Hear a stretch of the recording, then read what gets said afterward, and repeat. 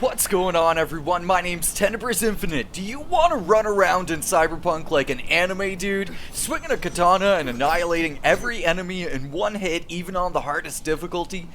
I bet you probably do. Today we're going to go over how to turn the Satori into a absolute monster and get 500,000 plus damage out of this unique iconic weapon. If you missed picking this up, then head on over to the link in the description below to see ESO's video on how to get this bad boy. Shoutouts to ESO for being a legend, but after you're done watching that video, you'll want to come back here to see how you can turn the Satori into an absolute powerhouse.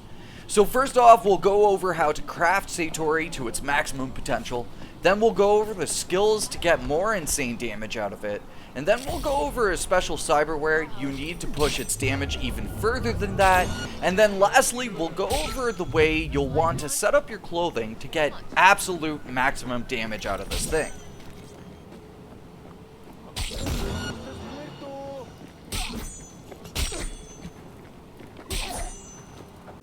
So now that you have your Satori, you're going to want to craft it up into the best version of the Satori that you can get. And in order to do that, it's actually pretty simple, but you'll want to make a quick save before you start crafting. So what you'll want to do when you're crafting the Satori up to its legendary level is you'll want to kind of click off of it and click back onto it just to try to get the most damage you can out of the Satori.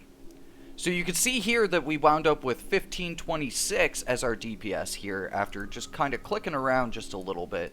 And so every time you click off of it onto a new weapon, you'll see that it kind of re-rolls the DPS and the damage that you can actually get out of the weapon. Now once you've gotten the highest amount of damage you can from crafting the Satori, the next thing you're going to want to look at is the crit damage. This is kind of the real special thing about the Satori itself, is the fact that it does insane amounts of crit damage. And this is part of the reason why you want to make a quick save before you start actually crafting the Satori. So with the crit damage, you can get anywhere up to 610% as a maximum potential for that crit damage. Now the next thing that you're going to want to do is you're going to want to boost up your base weapon's crit chance. And I'm going to explain how we get over 100% crit chance in just a second by going into the character's attributes and skills. But first off, you really want to pop a white knuckled onto your Satori. And you can find the white knuckled at most of the melee weapon vendors. These guys right here. My personal favorite one to go to is the melee vendor off in Pacifica, but I'm pretty sure you could get this from any melee vendor around the map. Now for the next two weapon mods we're going to go for the Scourge, which bumps that 610% just up to 620%, but all in all this just leads to a higher upper threshold of that crit damage potential. And then lastly, you're going to want to go for Cold Shoulder, just to increase the base damage on the Satori just a little bit. And there is kind of this weird thing with Satori where its DPS kind of changes around in your inventory, but the moment you go into a fight, it pops back up to whatever its normal damage is supposed to be. But increasing its damage is kind of just an added benefit to it in order to increase that lower base damage so that way once you get that crit damage, you're getting a higher number in the end.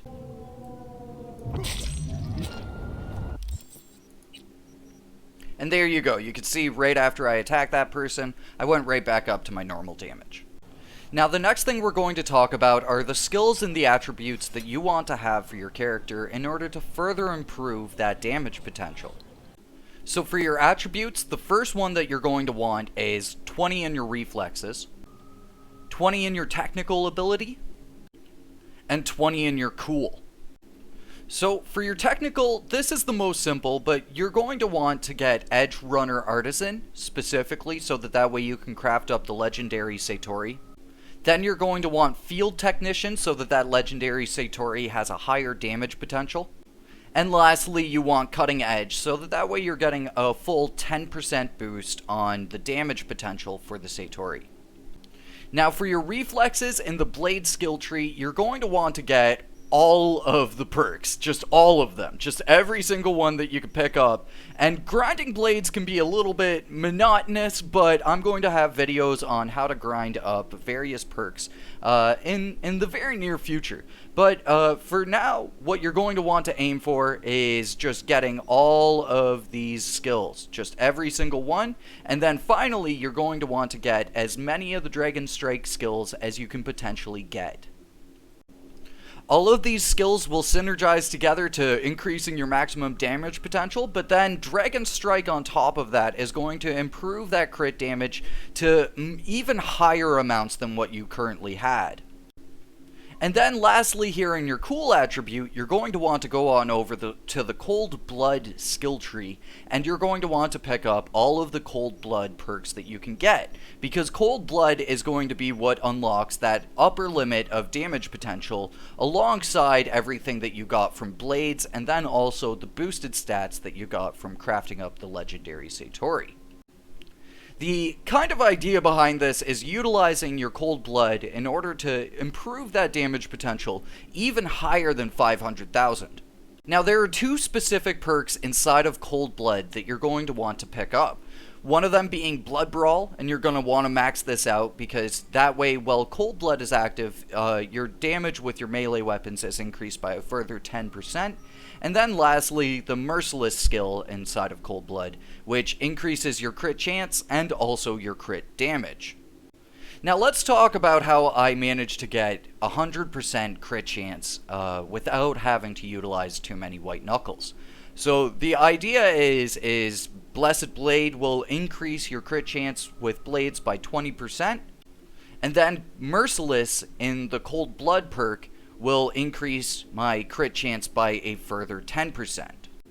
Now when you couple all of that 30% with the 92% crit chance that I currently have on the Satori due to the white knuckle and also due to just re-rolling those stats when I was crafting the Satori in the first place, you wind up with 100% crit chance. Sadly, the game doesn't give you over 100% crit chance, but it kind of makes sense because really you can only get crits 100% of the time. But we're all just seeking that higher number here in Cyberpunk, so maybe someday we'll be able to see those crit chances go above 100% just for that visual satisfaction. Now for that specific cyberware that I was talking about earlier that boosts that damage potential even higher is Berserk. And luckily enough, if you've beaten the game, then you get yourself a free Militech Berserk. Personally for me, I prefer the Zetatech Berserk just because it gives you a higher damage boost with melee damage. But the next thing that you're going to want to look at when you've got your Berserk equipped is equipping the Beast Mode cyberware mod. With Beast Mode installed into your Berserk, melee attacks will deal 100% more damage, which is all of the melee weapons in the game, including blades. Allow me to kind of demonstrate here. So, with a normal attack, we did 32,000. Let's let the slow-mo stop for a second here. Alright, it's not going to stop. And then we did 97,000 with Beast Mode activated.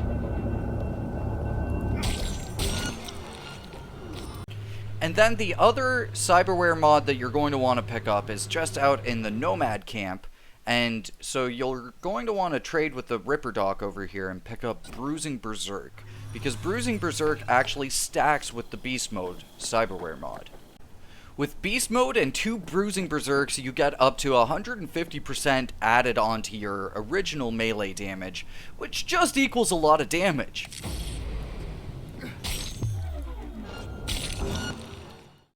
Now lastly, let's talk about clothing and the kind of clothing mods that you want to attach to your clothes in order to further increase that damage potential. So the clothing mod that you're going to want to go for specifically is the Bully mod. And acquiring the Bully mod is a bit of a game of chance. It's basically just amounts to you crafting a whole bunch of items and hoping that the Bully mod will show up on one of those items. So for example, we're going to come on down here and craft up a whole bunch of these Trilby hats and see if we can get ourselves some Bully mods. Now that we've crafted up a whole bunch of those, we're going to pop on over to our clothes here. And we did not get a bully mod there. We did not get a bully mod there. But there we go. We got a bully mod on this hat. And so then, again, because you wanted to aim to max out that crafting skill, you're going to break down the hat. Bada bing, we got ourselves a bully mod. And then we're going to go on over here. Pop the bully mod onto our glasses. And now we've got 2 bully mods on, which increases our crit damage by 60%. Now at this point, everything is just massive overkill. You're going to be one-shotting all the enemies in the game pretty much just with a single swing. And when you do a charge swing, you're going to be killing them so hard that you're sending them off to the Shadow Realm. But hopefully you dudes out there will be able to have a ton of fun with your super overpowered Satori after you're done making this build. You'll be able to just run around anime killing every single person. And it's a lot of fun. It's probably one of the most overpowered melee weapons in the game. So if you enjoyed this little build video here, maybe hit that thumbs up button. If you're new to the channel, maybe consider subscribing. I've got a few more of these builds planned and a lot more Cyberpunk content coming your dude's way very, very soon. So cheers, thank you so much for watching. Again, hopefully this helped you out, and I will catch you all in the next one. Until then, peace.